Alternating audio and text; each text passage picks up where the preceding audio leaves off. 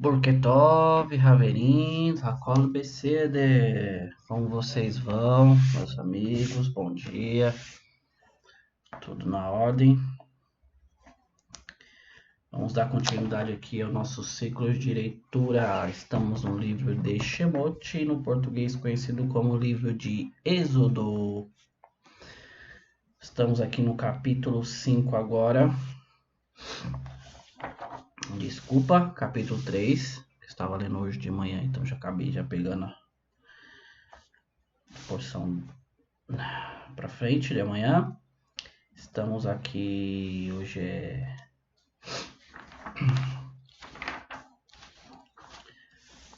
sexta-feira, estamos aqui no versículo 18 do capítulo 4.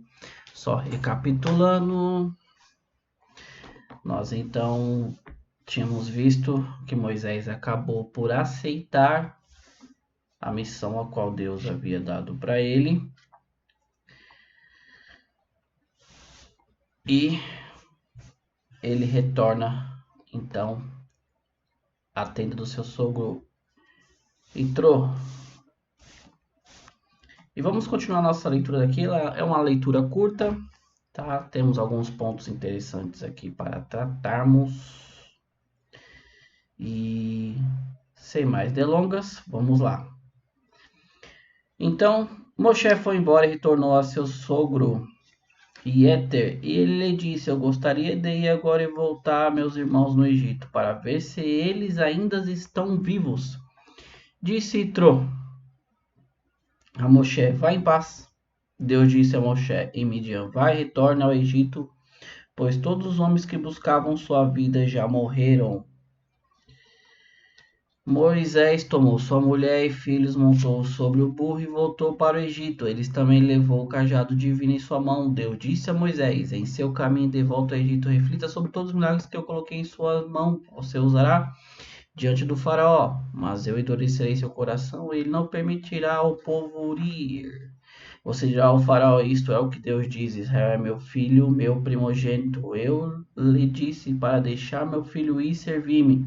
Se você se recusar a deixá-lo ir, eu matarei seu filho primogênito. Quando estava no caminho da estalagem, um anjo de Deus confrontou Moisés e desejou matá-lo. Zípora pegou uma pedra e cortou o prepúcio do seu filho, atirando aos pés dele.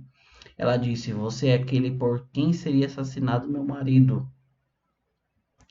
Quando deixou, ela disse: Meu marido seria morto por causa do problema da circuncisão. Deus disse a Arão: Vai e encontra Moisés no deserto. Ele foi, e quando o encontrou na montanha de Deus, ele o beijou. Moisés disse a Arão tudo o que Deus lhe dissera acerca de sua missão, os animais, os sinais que ele o tinha ordenado. Tá? Não animais, os sinais que ele tinha ordenado. Moisés e Arão foram e eles reuniram todos os anciões do povo de Israel. Arão relatou todas as palavras que Deus disse a Moisés e ele demonstrou os sinais diante do povo. O povo acreditou, eles escutaram que Deus tinha lembrado dos filhos de Israel e que ele tinha visto seu sofrimento. Eles inclinaram sua cabeça e prostraram-se.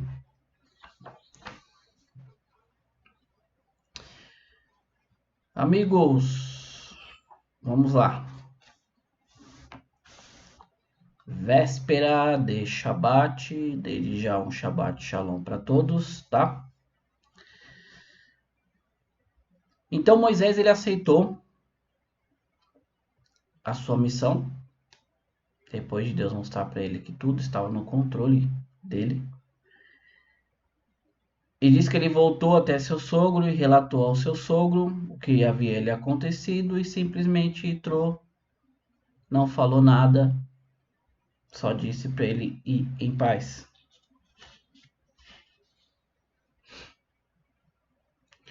Deus fala para Moisés ainda em Midian, para ele retornar ao Egito, porque aqueles que buscavam a sua vida estavam todos mortos, tá? E Moisés ouviu, tomou sua mulher e filhos, montou sobre um burro e voltou para o Egito.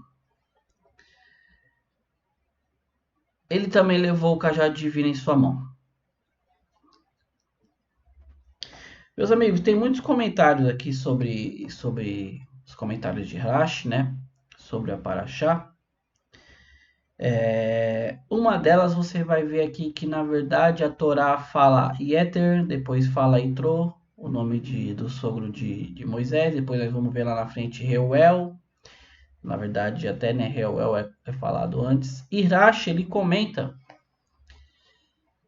talvez para quem esteja acompanhando desde o início conosco, que não acha dificuldade em entender esses vários, como é que eu posso dizer, esses nomes que o sogro de Moisés ele tinha. Mas para quem tá chegando agora aqui no canal, está vendo essa paraxá, pode achar muito estranho. Fala, nossa, já foram 3 nomes do sogro de Moisés. Eu acho que ele comenta que, na verdade, o sogro dele ele tinha 7 nomes, tá? Era Reuel, Éter, Itrô, Keni, Horav, Revel e Putiel, tá? Tem um comentário para Arash aqui no capítulo 18, tá? Mais para frente, que ele explica o significado de cada um desses nomes e você consegue ver como ele tinha a ver com cada posição que o sogro de Moisés tinha, tá? Tem muitos textos, bastante coisa também nos profetas, meus amigos, quando fala em relação a nomes. E você vai ver que muitas das vezes os nomes são atributos da qualidade daquela pessoa, tá? E você acaba chamando ela por vários nomes. Não vamos muito longe, nós podemos ver o caso do próprio Yaakov, né? Que Deus mudou o seu nome para Israel. Mas você pode ver que mesmo na paraxá anterior, ainda no livro de Gênesis Bereshit, é intercalado chamar ele de Yaakov ou de Israel, né? Jacó e Israel. E não é diferente para Itrô aqui, tá? Capítulo 18 nós vamos voltar nesse assunto e Irache vai explicar bem melhor, tá? Então nós vemos aqui também que Irache comenta sobre essa questão do burro, que Moisés tomou sua mulher e filhos, montou sobre o burro. Irache ele comenta aqui por que fala assim o burro e não um burro qualquer, fala o burro. Desculpe, amigos, eu tive que dar um pause aqui, eu tive que ver o negócio aqui, então vou retornar aqui onde nós estávamos. Então eu ia falar sobre o burro, que o texto no versículo 20 diz aqui que esse burro é o mesmo burro que foi criado no início, tá? Da criação do mundo, a qual Abraham levou Isaac, tá? E é o mesmo burro que está aqui com Moshe, com Moisés, como diz o versículo. O burro, não um burro qualquer, tá? Tem um outro comentário aqui de Irache em relação a esse burro, só que eu não consigo agora no momento, né? Por falta de tempo, ele tem que ser um assunto bem específico. A gente vai entrar em vários assuntos sobre isso. Vai entrar no Talmud, tá? Sobre essa questão. Nós vamos entrar em uma questão também de alegoria ou não. Então é um assunto para um vídeo. Não tem como eu pegar e entrar nesse contexto agora aqui com vocês. A gente vai fugir muito, tá? Porque demanda muito tempo. É um assunto bem extenso, na verdade, tá bom? Então vamos dar continuidade aqui.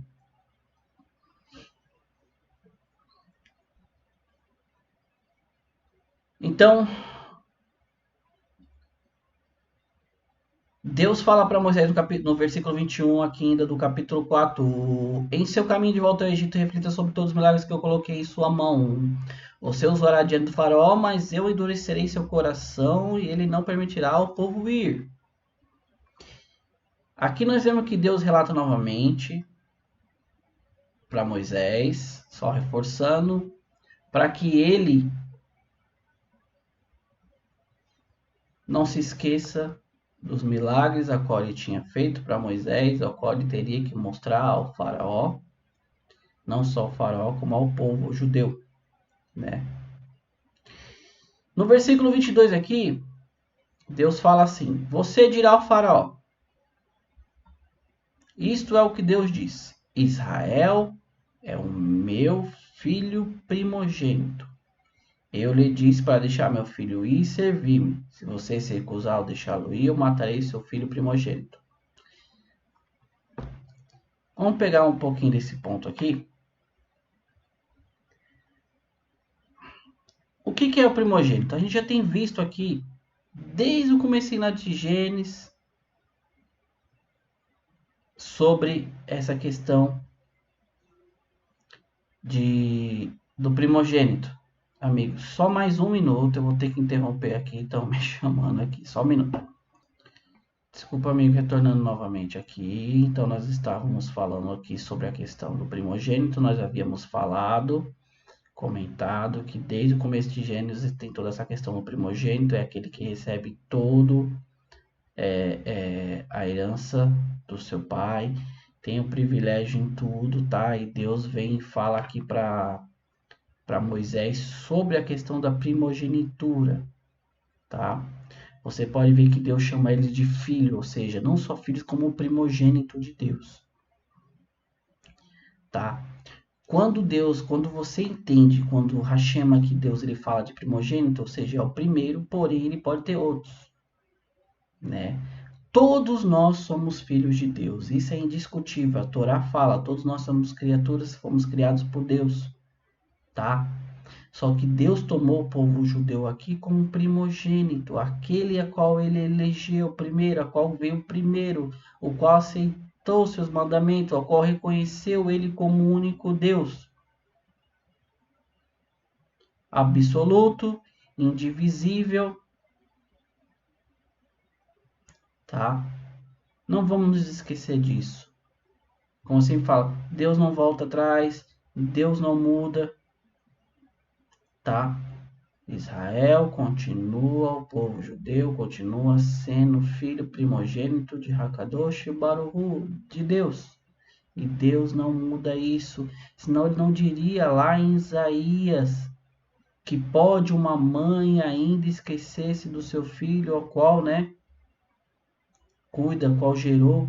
Eu, todavia, não me esquecerei de quem? Do povo judeu. Então, tira essa ideia da cabeça de que Deus rejeitou o povo judeu e pegou um outro povo.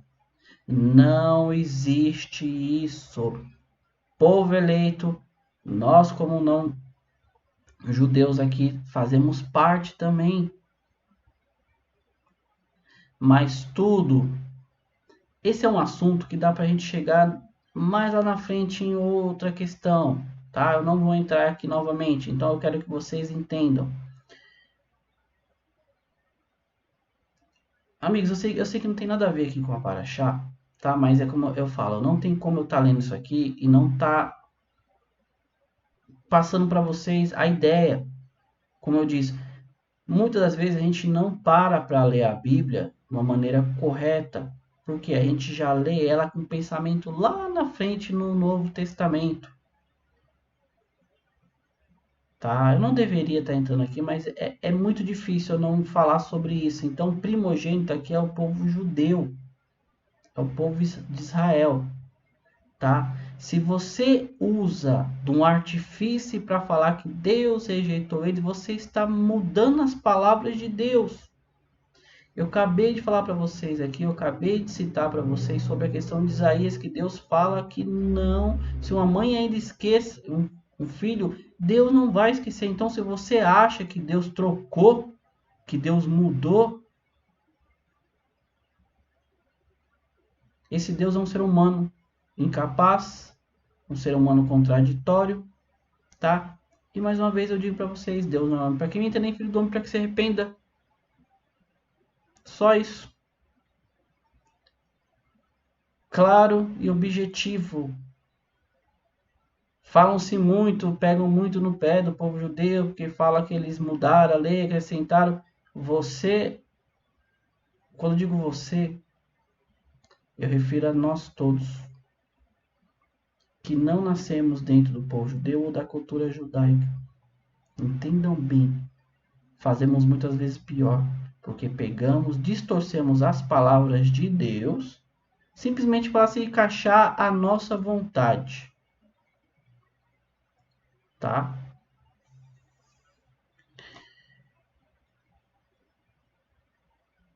Criamos um Deus para nós, um Deus que ele sirva os nossos desejos. Ah, eu preciso que Deus me aceite, então eu vou lá e crio esse Deus para mim.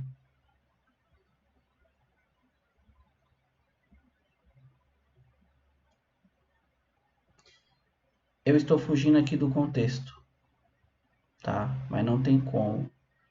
Porque toda vez que eu pego a paraxá para ler, e eu leio, eu consigo ver e entender o que fizeram para tentar encaixar isso aqui na vontade deles, distorcendo a sua palavra. É difícil para mim não parar e não falar, não comentar sobre isso. Tá bom? Vamos dar continuidade aqui. Eu acho que eu deixei bem claro o que eu estou querendo dizer em relação a isso, tá bom? Vamos lá. Então, Deus fala aqui para Moisés falar para o faraó sobre a primogenitura, sobre a questão de Israel ser o primogênito, filho deles, e que se o faraó não os libertasse, também Deus tiraria o primogênito dele. E aqui nós vamos entrar num assunto bem interessante, que é a questão do... Vamos lá, versículo 24. Quando estava a caminho da estalagem, um anjo de Deus confrontou Moisés e desejou matá-lo. Tzipora pegou uma pedra e cortou o prepúcio de seu filho, atirando aos pés dele, e ela disse: Você é aquele a quem seria assassinado meu marido. Quando o deixou, ela disse: Meu marido seria morto por causa do problema da circuncisão.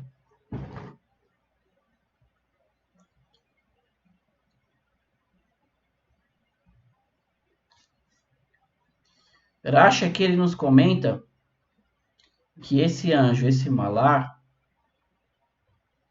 ele veio para matar Moisés. Eu vou ler aqui, vou ler para vocês todo o comentário de Rashi para a gente poder se aprofundar aqui, tá? Isto é, o anjo procurou Moshe porque não havia circuncidado Eliezer, tá? O seu filho, porque nós vemos aqui que Moisés pegou um burro, montou sua mulher e seus 2 filhos. Havia acabado de nascer Eliezer. Tinha Gershon e Eliezer, o Eliezer era o mais novo. Seu filho, por esta negligência, Moisés ia ser castigado com a morte. Aprendemos em uma Beraita. A Beraita é um comentário que está ali dentro. Foi ouvido por alguém, que no caso aqui seria Rabi Yosef, disse: Deus me livre, Moshe não negligenciou o mandamento da circuncisão, mas ele argumentou: devo circuncidar meu filho e seguir adiante na estrada? Seria perigoso para a criança por 3 dias. Por quê? Deus ordenou para Moisés pegar e viajar e ir para o Egito, porém o seu filho havia acabado de nascer e Moisés ficou: devo circuncidá-lo primeiro? E os riscos que tem numa viagem no deserto com uma criança que acabou de ser circuncidada, porque nós sabemos, nós já lemos também, já comentei sobre isso, que na questão da circuncisão, você ali tem 3 dias mais ou menos para começar a cicatrizar todo o cuidado. Então Moisés não queria fazer isso agora, ele pegou a princípio a ordem de Deus, que era de viajar, e foi. Só que quando Moisés estava chegando próximo ao Egito, já daria tempo para ele fazer isso, tá?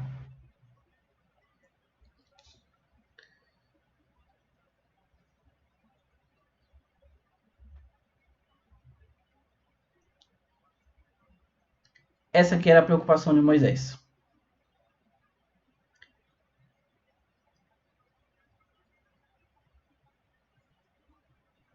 Vamos lá. Então, o que acontece? Então, Moisés se preocupou primeiro em obedecer o mandamento de Deus, que foi para ele: vá para o Misrai. E ele tinha acabado de ter um filho, e aos 8 dias nós sabemos que a circuncisão tem que ser feita. Moisés, com medo, não fez. Só que chegou perto ao Egito, Moisés ainda pegou, se preocupou primeiro em fazer a cobertura, a tenda, e não circuncidou seu filho. Apareceu um anjo de Deus, aqui nós temos duas interpretações. Primeira diz que, na verdade, esse anjo ele se transformou numa serpente, tá? E ele ficava com Moisés na boca da cintura para baixo e muitas das vezes da cabeça até a cintura. Uma outra interpretação diz que esse anjo se transformou na serpente e se enrolou em Moisés, e a sua mulher, se por aí entendeu, foi lá, cortou o prepúcio do menino e lançou aos seus pés. Está aqui o que você queria. Era isso que você queria. E ela pega e entendeu, como ela fala, meu marido seria morto por causa do problema da circuncisão, versículo 26. E diz que então aquele anjo saiu, deixou-se, aplacou a sua fúria. Eu quero dar um adendo aqui sobre a questão dos anjos, dos malar, tá? Dos malachim. Anjos, eles não têm livre-arbítrio como eu e você tem. Quando Deus lhe dá uma ordem, eles vão e faz, a não ser que aquilo que eles vieram a fazer mude a situação, como eu digo aqui, como nesse caso desse anjo que foi enviado para confrontar Moisés, vou usar o termo confrontar Moisés por causa da circuncisão. Ele veio que veio realmente a ponto de tirar a vida de Moisés, porque o anjo não tem esse livre-arbítrio, ele vem para fazer aquilo, não importa quem seja. A mulher de Moisés entendeu, cortou o prepúcio, só os pés dele e falou, ó, tá aqui, ó. E aquilo que o anjo veio fazer, ele não precisou fazer mais, porque aquilo que era contra a vontade de Deus, foi feita a vontade de Deus. Então o anjo não precisou mais agir. Tá? Diferente do ser humano, que ele tem essa escolha. E aqui no último final nós lemos sobre a questão do que Deus diz para Arão, seu irmão, para ele sair e encontrar Moisés no deserto, porque ele já estava chegando.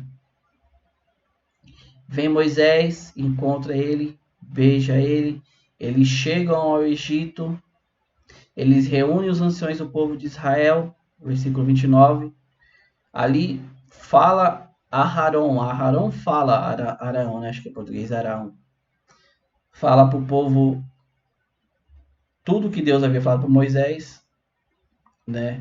Ele demonstra aqueles sinais da serpente, da mão, tá? O povo acredita. Eles escutaram que Deus tinha lembrado dos filhos de Israel e eles tinham visto o sofrimento, eles inclinaram sua cabeça e se prostraram. Ou seja, o que Deus havia ficado durante 7 dias falando com Moisés ali, aconteceu certinho. E Moisés ele estava com medo disso não se realizar. Mas o povo entendeu toda a situação e aceitou. Tá? Eu quero dar mais um adendo aqui. O povo não acreditou por causa dos milagres. Tá? Deus já havia falado para Moisés, tá bom, Moisés, eu vou te mandar 2, 3 sinais aqui para vocês mandar para o povo. Mas Deus já sabia que eles não precisavam dos sinais, porque o povo judeu, entendam bem, eles nunca tiveram milagres como prova de veracidade. Tá? Nós vamos chegar nesse ponto lá na frente, vai demorar um pouquinho, mas nós vamos chegar lá. Tá? Que o povo judeu ele nunca espera por milagre, porque milagre não quer dizer nada. Nós vamos chegar numa parte profunda sobre essa questão. E aqui dentro da próxima leitura nós vamos chegar também para você entender porque o povo de Deus nunca precisou de milagre para acreditar em Deus. Tá? Milagre não quer dizer nada. Isso eu posso confirmar para vocês aqui. Tá bom? Amigos, fiquem com Deus. Todarabá, sexta-feira, dia corrido. Preparar a casa. Tem toda... deixar o ambiente todo propício para receber o Shabat. Então hoje é um dia corrido, fiquem com Deus, Todarabá, Lehitraot, mais uma vez obrigado. Não se esqueçam de compartilhar, se inscrever no canal e fazer a mensagem de Deus chegar até mais pessoas. Abraço, fiquem com Deus, Lehitraot, Todarabá, Shabbat, Shalom.